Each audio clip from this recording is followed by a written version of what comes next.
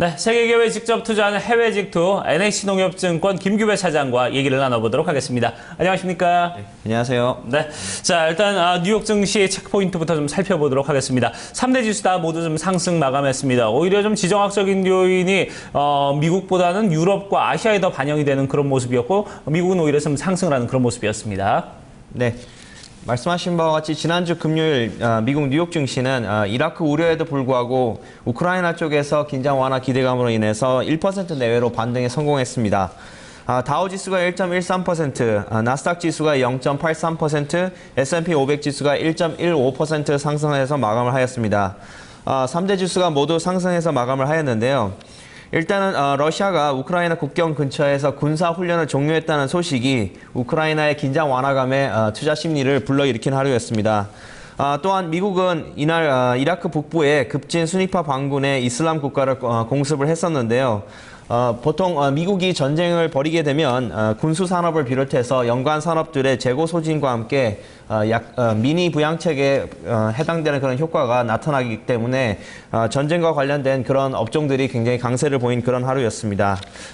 먼저 지표를 살펴보도록 하겠습니다. 이날 미국의 그 생산성 지표가 발표가 됐습니다. 시장 예상을 상회한 수치가 나왔었는데요. 반면에 도매 재고는 예상보다 부진한 모습을 나타냈습니다. 미국 노동부는 이날 지난 2분기 비농업 부문 생산성 예비치가 연율 기준으로 2.5% 상승했다고 발표했습니다. 지난 겨울 혹한으로 인해서 부진했던 1분기에 3.2% 하락해서 반등에 성공한 것인데요. 시장 전망치인 1.7%를 상회한 것으로 나타나고 있었습니다.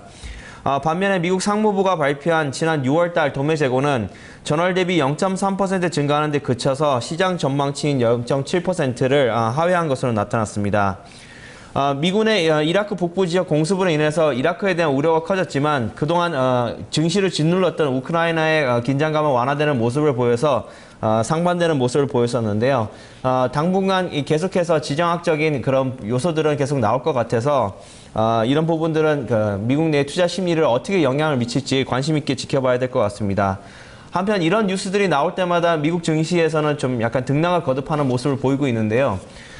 최근에 미국 증시 내에서도 개인 투자자들이 많은 것을 감안했을 때 이런 뉴스들에 의해서 일희일비가 계속 진행되는 그런 모습입니다. 한편 업종을 살펴보면 석유 관련된 업종이 나름 강세를 보인 그런 하루였고요. 에볼라 관련된 수혜주죠. 테크미라라는 회사가 계속해서 급등을 하는 그런 모습을 보였습니다. 뉴욕 증시에서 캐나다 제약사인 테크미라 파머슈티컬스 주가가 에볼라 바이러스 치료제 임상실험 허용으로 인해서 45% 가까이 급등을 했습니다. 차트를 잠깐 한번 보시면서 말씀을 드리도록 하겠습니다. 일단 지수부터 살펴보면은 미국 지수는 대부분 다 상승을 하였습니다. 반면에 미국의 이라크 공습으로 인해서 아시아는 대부분 다 하락을 했었는데요. 아무래도 전쟁과 관련돼서 이런 부양책 효과가 미국 증시에 녹아든 듯한 그런 모습을 볼 수 있었습니다. 한편 시장에서는 개별적인 그런 모습을 갖고 있는 주식들이 좀 활발하게 움직였는데요. 조금 전에 말씀드린 테크미라라는 회사가 약 6달러 43센트가 올라서 20달러 70센트를 기록하였습니다. 이날 하루에만 45% 가까이 급등을 하는 모습을 보였는데요. 많은 투자자분들이 이런 주식을 따라서 추격 매수를 이렇게 많이 생각들을 하실 겁니다. 그렇지만 아무래도 저희 국내에 계신 분들께서는 어떤 정보의 제약성으로 인해서 이렇게 급등하는 그런 주식을 따라서 매매하시는 데는 조금 신중함을 좀 기하셨으면 좋겠다. 이렇게 좀 말씀을 드리고 싶습니다. 차트를 보시면 굉장히 이격도가 많이 올라가 있어서 이런 부분들을 추격 매수하시기에는 조금 부담스럽지 않냐. 저는 그렇게 생각을 하고 있습니다. 한편 원달러 환율을 잠깐 살펴보도록 하겠습니다. 원달러 환율은 지난주 금요일 날 1.1원 하락한 1036원.50을 기록을 했습니다. 달러화가 장중 극심한 변동성을 나타냈었는데요. 아무래도 대내외적인 있던 뉴스들이 계속해서 나오면서 원달러 환율에 대한 방향을 쉽게 그렇게 가져가기는 어려운 것으로 보여졌습니다. 특히 오후장에서는 급락 흐름이 전개가 됐었는데요. 7월달 중국의 무역 흑자가 약 473억 달러 나오면서 예상치인 277억 달러를 훨씬 넘어서는 수출 호조의 모습을 보였습니다. 이로 인해서 달러화는 하락세를 돌아섰는데요. 오늘도 장중에 예상되는 원달러 환율 수준은 1,030원에서 1,038원 정도 사이에서 등락을 거듭할 것으로 보여지고 있습니다.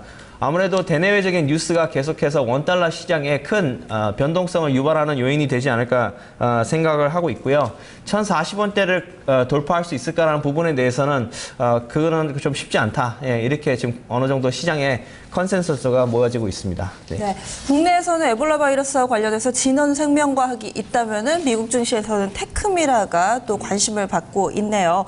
그리고 이제 포트폴리오에 대한 이야기로 넘어가야 되겠죠. 현재 포트에는 단 2종목만 남겨 있는데 지난주 후반까지 신규 매수는 좀 하지 않으셨는데 아직까지 좀 시기를 보고 계신 것 같아요. 네, 지금 자신 있게 들어갈 만큼 이렇게 뚜렷하게 종목들이 보이지는 않고 있습니다. 그래서 저희 현재 포트폴리오에 현금이 55%가량 있는데요. 여차하면 충분히 어떤 저가 매수의 기회를 저희가 포착할 수 있기 때문에 현금 보유 비중을 50% 이상 지금 보유를 하고 있습니다. 그리고 지금 현재 저희가 2종목을 갖고 있습니다. 하나는 애플이고요. 하나는 네슬레입니다. 두 개의 종목에 지난주 금요일 날 특별하게 이렇게 이슈가 될 만한 뉴스는 없었는데요. 다만 그래도 한번 눈여겨볼 만한 뉴스 중에 하나가 애플이 미국 내에서는 여전히 시장 점유율 1위를 기록하고 있다는 어떤 긍정적인 뉴스가 있습니다. 9월 달 초에 아이폰 6가 출시가 될 거라는 그런 뉴스가 계속해서 나오고 있는데요. 8월 달 한 달 동안 애플이 저희의 목표가인 $110 정도를 좀 무난하게 좀 가줬으면 하는 그런 바람입니다.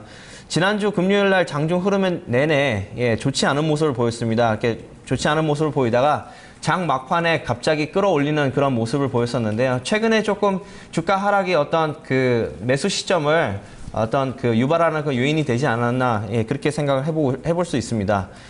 두 번째로 보실 종목은 그 네슬레인데요. 네슬레는 지난주 금요일 날 이런 뉴스가 났었습니다. 매출은 굉장히 꾸준하게 잘 기록을 할 수 있지만 최근에 스위스 프랑이 계속해서 강세를 보여지고 있기 때문에 그 스위스 프랑이 강세를 가지면서 네슬레의 실적이 조금 좋지 않을 것이다. 이런 그 부정적인 뉴스가 나왔습니다. 아무래도 대내외적인 그런 악재가 계속 나오기 때문에 이런 악재가 발생했을 때마다 독일 국채라든가 스위스 프랑이라든가 일본의 엔화 쪽에 안전자산에 몰리는 그런 경향이 있습니다. 그래서 이런 뉴스들이 네슬레의 주가를 조금 끌어내린 그런 모습을 보이지 않았나 싶습니다. 그래서 지난주 금요일 날 애플은 0.28% 올라서 $94 74센트를 기록하였고 네슬레는 0.79% 내려서 68.85 스위스 프랑을 기록하였습니다. 이번 주도 이 두 개의 종목은 계속 가져가면서 신규로 어떤 새로운 종목을 한번 살펴볼 생각인데요. 아무래도 최근에 가장 많이 떨어진 그 업종이 바로 자동차 업종입니다. 그래서 자동차 업종 중에서 한번 종목을 한번 골라보려고 고르도록 한번 생각하고 있습니다. 네, 종목들 하고요. 이 업종 내용들 쭉 좀 정리를 해주시죠. 우선 자동차 업종으로 이제 관심 종목에 지금 약 12개의 종목을 한번 넣어봤습니다. 그래서 보통 이렇게 피어 그룹이라고 해서 이렇게 다양한 그 국가의 자동차 회사들을 한꺼번에 이렇게 비교 분석하는 것이 굉장히 어떤 좋은 그런 분석 방법인데요. 우선은 뉴스들을 조금씩 정리를 하면서 한 번씩 말씀을 드리도록 하겠습니다. 우선 일본에는 잘 아시는 것처럼 도요타 자동차와 닛산이 굉장히 유명한 회사인데요. 최근에 엔화가 계속 약세를 보이면서 이 두 개의 회사의 주식들이 계속해서 꾸준히 오르는 그런 모습을 보였습니다. 특히 닛산의 경우에는 미국 내에서는 굉장히 혼다를 제치고 앞으로 2016년도까지 미국 자동차 시장의 점유율을 10%까지 끌어올리겠다는 야심찬 그런 계획을 갖고 있습니다. 그래서 도요타와 닛산이 계속해서 좋은 흐름을 가져갈 수 있을지는 조금 두고 봐야 될 것 같은데요. 전문가들 사이에서는 일본 약세가 이제 조금 끝물이 아니냐. 그래서 일본이 다시 엔화가 강세를 돌았으면 이 두 개의 종목들은 조금 안 좋은 영향을 미치지 않을까 이렇게 보고 있습니다. 그래서 이 두 개의 종목을 과감하게 사는 데는 조금 좀 신중한 그런 모습을 좀 가져야 될 것 같고요. 미국 쪽에 있는 자동차 주식들을 한번 살펴보도록 하겠습니다. GM은 계속해서 리콜 소식으로 안 좋은 뉴스들이 계속 나오고 있고요. 반면에 포드 자동차는 2분기에 미국과 유럽 쪽의 판매가 계속 좋아진다. 그래서 그 영업이익이 개선되고 있다 이런 뉴스를 아마 보셨을 겁니다. 하지만 실질적으로 미국의 그 자동차 시장을 대변하는 지금 회사는 테슬라입니다. 그래서 테슬라의 잠깐 차트를 한번 보시면 지난 전고점을 지금 곧 있으면 뚫으려고 하는 듯한 기세가 굉장히 좋은 지금 상황입니다. 조금 이격도가 좀 벌어져서 추격 매수를 하기엔 좀 부담스러운 그런 부분이 있습니다만 최근에 그 2분기 실적 발표도 괜찮게 나왔고 2017년도까지 20억 개에 해당되는 배터리 전지를 공급할 계획이라는 소식에 계속해서 주가가 강세 흐름을 보이고 있습니다. 그래서 테슬라를 우선 그 미국 자동차 시장 내에서 주도 회사로 보고 한번 더 관심 있게 볼 생각이고요. 같은 전기차 그 경쟁 회사입니다. 그 홍콩에 있는 그 BYD로 최근에 이제 주가 차트를 보시면 계속해서 쉼없이 계속 올라가는 45도의 그 정방향으로 계속 올라가는 그런 모습을 보이고 있는데 지난주 금요일은 좀 잠깐 쉬는 듯한 모습을 보였습니다. 하지만 장중 막판에 계속 끌어올리는 그런 모습을 보이고 있는데요. 최근에 뉴스를 통해서 많이 보셨을 겁니다. 중국 정부가 계속해서 MS라든가 어떤 그 독일의 자동차, 그러니까 반독점 뭐 이렇게 어떤 미명하에 계속해서 외국 기업들을 이렇게 누르는 그런 모습을 보이고 있는데요. 상대적으로 자국 회사들 같은 자국 회사들에게는 이런 조치들이 상당히 그 긍정적인 요소죠. 반대적으로 생각해 보면. 그래서 BYD 같은 회사들이 조금씩 저 주가가 계속 더 가지 않을까. 그래서 저희가 단기적으로 만약에 이 자동차 회사들을 거래를 한다면 테슬라와 BYD가 좋지 않을까라는 생각을 해볼 수 있습니다. 하지만 오늘 하루 또 어떤 모습을 보일지 한번 더 살펴보도록 하겠고요. 독일의 자동차 그룹을 한번 살펴보겠습니다. 독일은 크게 세 개의 회사가 유명하죠. BMW와 다임러, 그 다음에 복스바겐 이 세 개의 회사들이 있는데요. 한번 BMW를 한번 보시도록 하겠습니다. BMW 차트를 보시면요. 최근에 많이 좀 내려왔습니다. 이런 부분을 한번 조금 보셔야 될 부분이 있는데 계속해서 많이 오르고 있다가 최근에 조금 떨어진 듯한 그런 모습을 보였습니다. 퍼센티지 라인이라는 거를 사용해서 보시면요. 지금 약 주가가 고점 대비 약 11% 정도 하락한 그런 모습을 보이고 있습니다. BMW만 그런 것이 아니라 그 복스바겐이나 다임러도 최근에 중국 시장 내에서의 어떤 중국 정부의 어떤 규제라든가 이런 부분들 때문에 최근에 계속 좋지 않은데요. 다임러도 한번 그 라인을 한번 그려서 한번 하도록 하겠습니다. 퍼센티지 라인이라는 것은 고점 대비 얼마나 떨어졌는지 그 하락폭을 볼 수 있도록 하는 그런 차트 기술인데요. 지금 제가 조금